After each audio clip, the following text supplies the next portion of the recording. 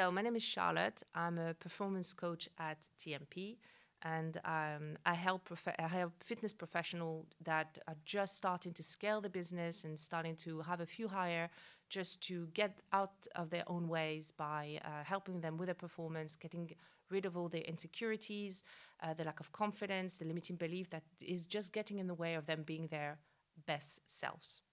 So I actually have a background in originally in neuroscience, and then I have a master's in international business and marketing. And then after that, I worked for 10 years in the corporate world, working for some of the biggest alcohol brand in the world, such as Jameson, Havana Club, Ballantine's, Jack Daniels, Absolute Vodka, and all of that. And this really taught me a lot, because I was obviously dealing with a lot of insecurity, comparison syndrome, imposter syndrome. There was a lot of pressure involved in this sort of work that I was doing. And obviously the whole relationship with alcohol as well, working in alcohol brand, which led me to burnout, which led me to almost like depression at some point. And so I left this world. I went to therapy. I discovered a completely new ways of dealing with things, dealing with life. I found a lot of inner peace and my resilience and confidence. I find it back, because it's really not something actually you really lose.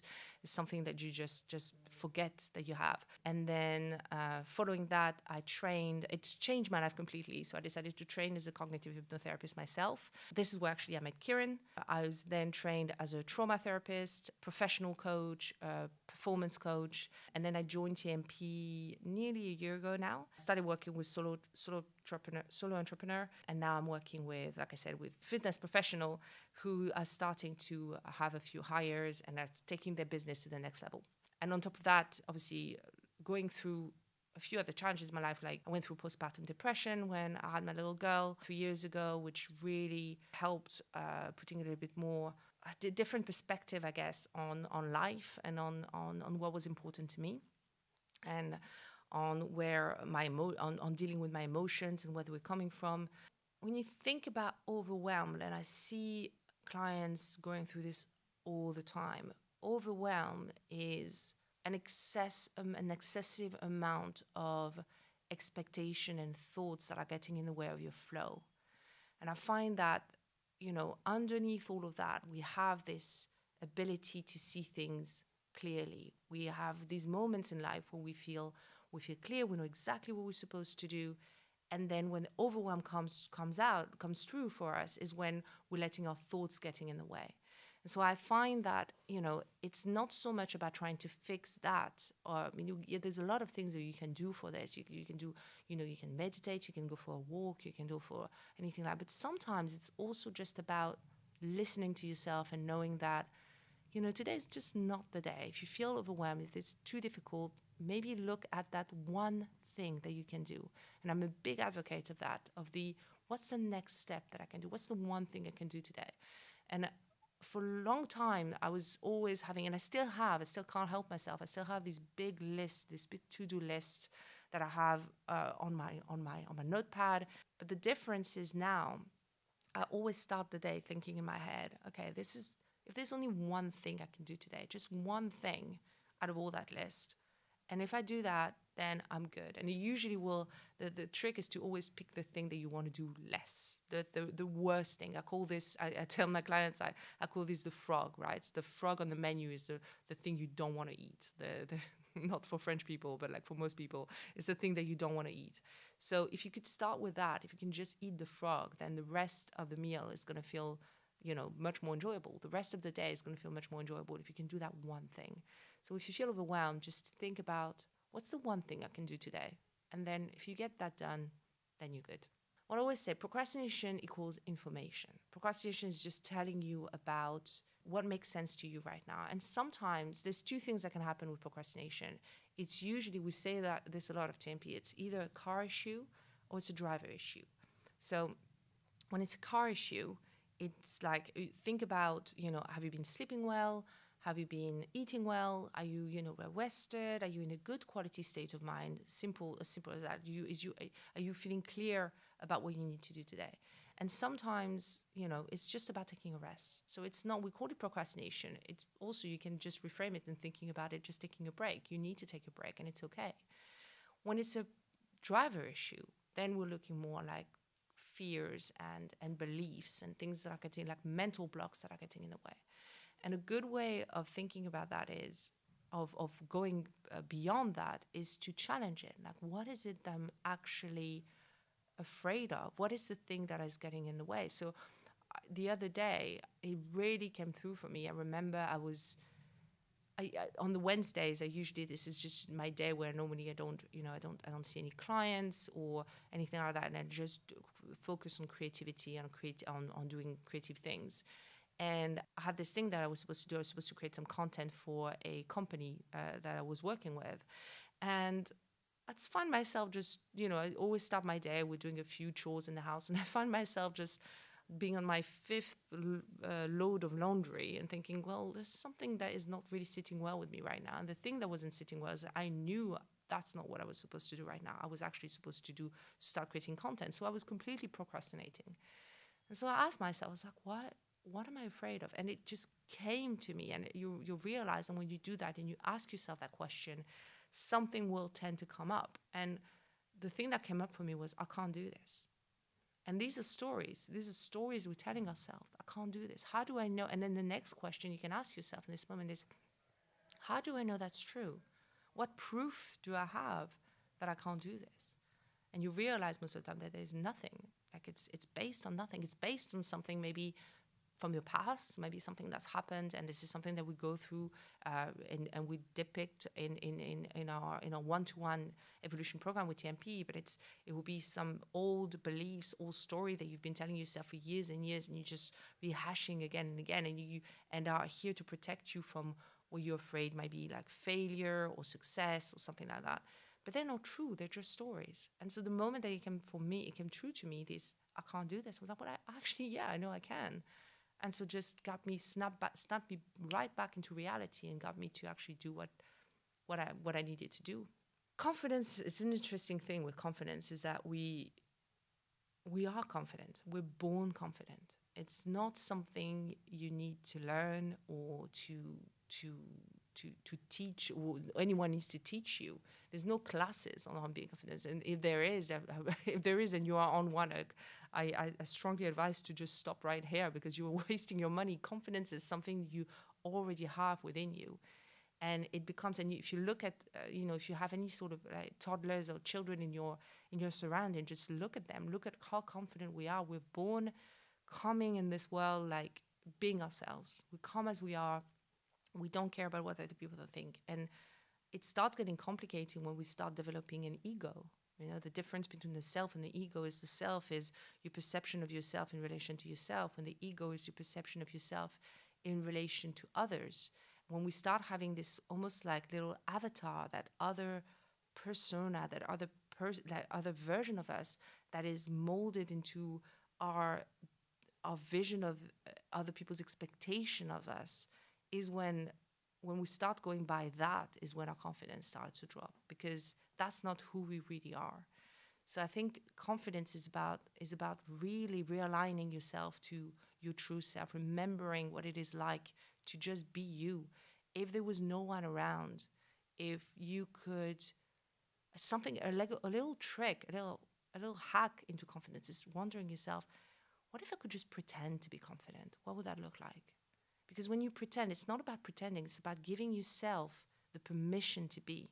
It's removing these thoughts that you can't be, and just actually be yourself. So for those who haven't worked with me yet, or who don't know that yet, it's like I always ask my clients to pick like a alter ego name, which is a Disney character name, for me to talk about them without compromising their identity. So this is what I'm going to use here, and that particular person was called, I called him Nemo. So Nemo came to see me, and he was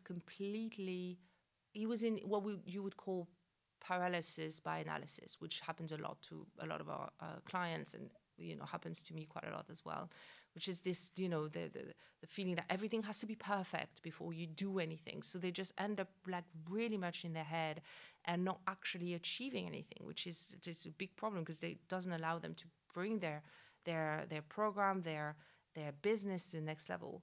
And he was overwhelmed with fear, with obviously leading to a lot of procrastination and also a lot of anger. There was a lot of anger and resentment and judgment of others. And when we did some work together, and we went back to the origin, where did that come from? Realized that he grew up in an environment where emotions weren't safe, where he was in a family where it's not that he wasn't allowed to share his emotion, it was just that he had so much responsibility. He felt like he had to take care of his family, he had to take care of his parents a lot. So it wasn't safe to actually be honest with his emotion, to be a child and all of that. So he took a lot of responsibility. And so he had to, he realized that, it wasn't safe. It wasn't safe to express his emotion, which led into adult life of being really disconnected with his emotions and not being able to be himself. And it was also we went back to some of the memories as well. And he was quite a heavy child, and there was a lot of judgment on himself because he felt there was a lot of judgment on others, judgment of himself, he was being mocked, he was being teased at school. And so it came out in his adult life as a very much like, fuck them all, I'm going to prove them wrong and all of that. So this like, almost like this hate of himself, this hate of others, this anger was like allowing him to do all the things that he's done in his life. And it was really crucial to him, and it was really difficult for him to let go of that anger and to let go of that fuck them attitude, because it felt like it got him where he was. And when working together, he realized there was another way, because that was creating a lot of anxiety, a lot of stress for him. And so he realized that there was another way of doing this, which was the compassion for this part of himself, the realization that this anger was just that little fat, little heavy kid that was still within him, and it was trying to protect him from the judgment of others, from the hate that he felt from other people. And that version of it, that little part of him just needed to be nurtured, just needed to be loved, just needed to be understood and to be heard. And that once he started doing that, he suddenly started to relax. And it was amazing. It was actually really amazing to see. He started to relax into like more love, more compassion, and more empathy for his clients as well, which resulted in just a much better relationship with his clients, much better progression of his business. And so we worked together on a completely new direction, vision, purpose of where he wanted to take his business, and ended up being like, thriving and much more enjoyable as well as a whole, like to work with his business and his clients. So Robin Hood was one client of mine who came to see me. Like most clients, just he wanted to be more performant, he wanted to stop procrastinating, he wanted to be more motivated. And it was an interesting one with him because although most clients would, when we would look into the root of that, we would go back to some beliefs that were created when they were quite young, usually within a family sort of set. Usually it's something related to your parents or the way that you were brought up and all that. And with him, and I found that actually happened quite a lot with loads of my male clients. It ended up being related to a football missed career, I would say, or professional football missed career, or anything related to football, because there's a lot of, and for a lot of clients who played football quite a lot when they were younger, obviously there's a lot of competitiveness. It's quite a tough environment for a child, like being picked for a team or not picked for a team, being put down, like all the hopes and dreams of potentially becoming professional and all the glams and all of that around that, and being all the dreams being crushed. And I had so many clients mostly male clients who went through this, and it was really crushing for them. And so it was, I think it was about when he was like 14, 15 or something like that. So quite late in terms of when we think about limiting beliefs being usually created when we were younger. And it was a big aha moment, a big light bulb moment for him when he realized that all of this insecurity was coming from his experience being part of a group and not feeling accepted by the group or not feeling good enough for it, having these dreams about potentially becoming a professional footballer and then not, not leveling up to his parents' expectations, his own expectations. And so when we worked on that and he was able to let that go, because it was a big part of it. It's about letting go of it and focusing on the future, focusing on what was, or even just the present, what was going on right now, was really, really pivotal for him. And it ended up just, I think for him, the best way of describing what came alive to him was just a feeling of, like I don't have to drag this with me anymore. I don't have to care about this anymore. I can just let it go. And that freed an incredible amount of space in his mind, in his heart, in everything, that allowed him suddenly to focus on his business and on his future and on developing him. And it's been amazing to see how quickly he's grown his business since then, and not only how much he's grown it, but how much pleasure he took from doing that. Main thing that I talk to my clients about is it always goes back to where your experience is coming from, and the misunderstanding that our experience of life is coming from anywhere else but our thinking, which explains why, if you feel if you think you're, very grateful, you realize that there's a lot of things to be grateful about. And in a day where you feel incredibly pissed off, where you'll find that there's a lot of things to be pissed off about. And it's not about your environment, it's not about the circumstances. It's not to say that some days are harder than other, or are not harder than other, or not easier than other, but it's always comes down to your thinking about it and your thoughts about it. And it's important to reframe sometimes and to think positively and stuff, but it's also much more important to allow yourself to be pissed off sometimes, allow yourself to be sad, allow yourself to be angry. There are no such thing as bad emotions. Emotions is just emotions, and you have everything you need to deal with them, to process them. You have within you like a built-in system that allows you to process the emotion in the same way you have within you an immune system that processes bacteria, that processes viruses, that allows you to heal. And we don't need to interfere with that. We try to fix it. We try to fix it with our thinking. We try to fix it with our diet. We try to fix it with exercising. We're earning more money. We're doing more of this. And we make ourselves, we bring ourselves to the verge of burnout by doing things like that. So I'd say that the one thing I would say is just be kind to yourself and listen to yourself, because you can never go wrong with that. So if anyone's listening is on the fence about joining TMP, I would say good. It's a good thing. It's a good thing to be on the fence, because it means you are starting to feel a little bit of discomfort. And discomfort is telling you that you're about to do something really cool. We don't grow, we don't develop when we stay in our comfort zone.